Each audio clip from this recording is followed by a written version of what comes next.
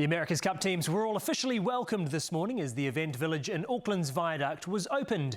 Racing is now just a matter of days away, but while the event has already overcome so many obstacles, there still might be some more problems to contend with. Abby Wilson explains. If these sailors were at home, things would look very different.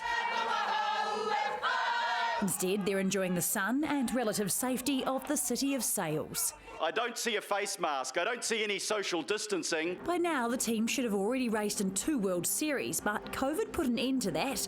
Instead, this week's event and the Christmas Cup are more important than ever. It's the only opportunity we've had to race, in the last 3.5 years. So, we really want to get out there and get into it, see what we can learn about the different teams. None of the teams are expected to be operating at full speed just yet. The challengers have until January to get ready for their selection series, while Team New Zealand won't race again until the Cup in March. A key factor is this week's forecast is for light winds, which may suit some boats more than others. We set a boat up for Bermuda that went well in the light. The forecast was for it to be light, it was. That's lucky to a point, and it was gone. Now, people will do that here too, teams will do that. So you've got to hit them in their conditions, which you might get before you really know. Light winds have already disrupted practice racing this week and could do the same for the regatta. Some teams have chosen to spend extra time in the sheds, frustrating the sailors. The only way you can get better is through sailing. Something these sailors haven't seen much of this year. I don't think any of us thought it would take this long to finally get racing these boats, but like everyone, COVID's kind of influenced the calendar a fair bit. But now the start line is in sight. The village is open now. All they need is Mother Nature and a little bit of wind to come to the party. Hopefully there's no raining on this long-awaited parade. Abby Wilson, One News.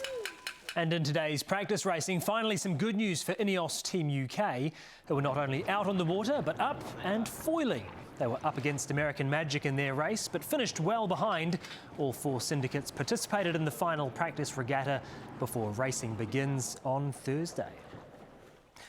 To sport, and Peter Burling says Team New Zealand need to make the most of the America's Cup World Series starting in Auckland tomorrow. The regatta will give the team their only opportunity to test their AC-75 against opposition on the Hauraki Gulf before the challengers contest the Prada Cup. The Kiwi crew won't race again until they defend the Cup in March, so the skipper says they'll make the most of the next 4 days.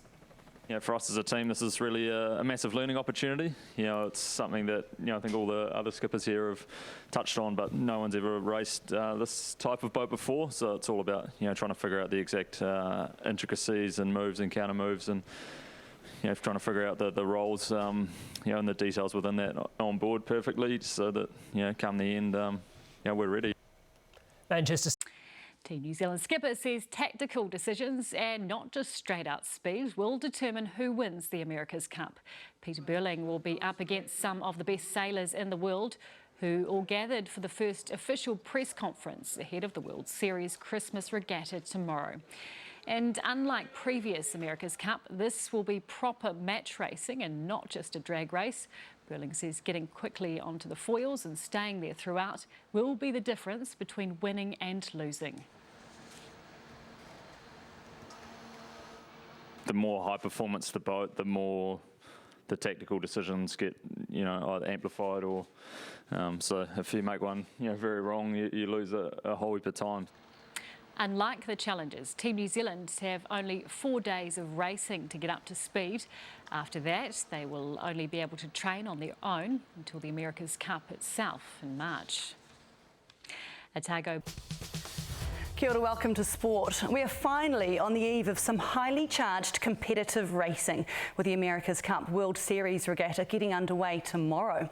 And check this out, boom, right here in the studio, folks, Te Rehutai, the sleek, high-speed racing machine that'll hopefully keep the America's Cup New Zealand's Cup.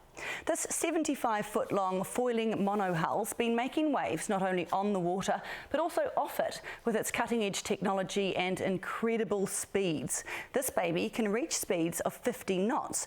That is roughly 92 k's an hour for you land lubbers. So ahead of tomorrow's big first day of the World Series, where can you expect to catch a glimpse of the sailing stunner over the coming months? These are the 5 race courses we've outlined here across the Hauraki Gulf. Courses A, B, C and D each have their own designated area. B and C especially exciting, with great views expected off North Head and Takapuna Beach. Moving to the east towards Howick, course E actually has 2 designated areas. The area for each day of sailing will be decided every day by race management. Whichever course is picked, sailing fans are sure to find a beach or cliff top for prime views of the action. Can Team New Zealand's rivals find the boat power to match the Kiwis this week? Abby Wilson went to see how one team in particular is desperately trying to catch up. Team UK finally showing some speed in yesterday's practice. But today, their 4-time Olympic gold medal winning skipper admitted things haven't been going well. I think it's pretty clear for everyone to see we're struggling a little bit in the lighter airs, taking off, and some of the manoeuvres. That's perhaps why they've spent so much time in the sheds over the past week. Britannia only emerged back on the water on Monday, so just what have they been up to? And there's been some speculation that you guys have made a bit of amendments to your bustle or something on the hull? I can't really confirm or deny that, but yeah, needless to say, we've been making changes, as I'm sure all the other teams have been making changes. Some of them are pretty subtle. You can't see. A lot of it's internal with the systems and how you sail and operate the boats. Some of it's external. In lighter winds, the ability to get up and foiling fast is crucial, but tomorrow's wind forecast has actually strengthened, with moderate to fresh southwesterlies now predicted. The good news for local fans is that with the current forecast, race director Ian Murray looks likely to use course C, which offers the best view from the shore. It's between here at Maungaweka North Head and Bastion Point, with racing stretching into the Waitemata Harbour. Team UK know they can currently perform better in stronger breezes, so we'll be hoping that's the case tomorrow. Their fans will be too. I want to wish them the very best of luck over the coming months. We will all be cheering you on. This time tomorrow, some of these skippers will be happier than others after a day of racing on the water. Abby Wilson, One News. The Black Caps have been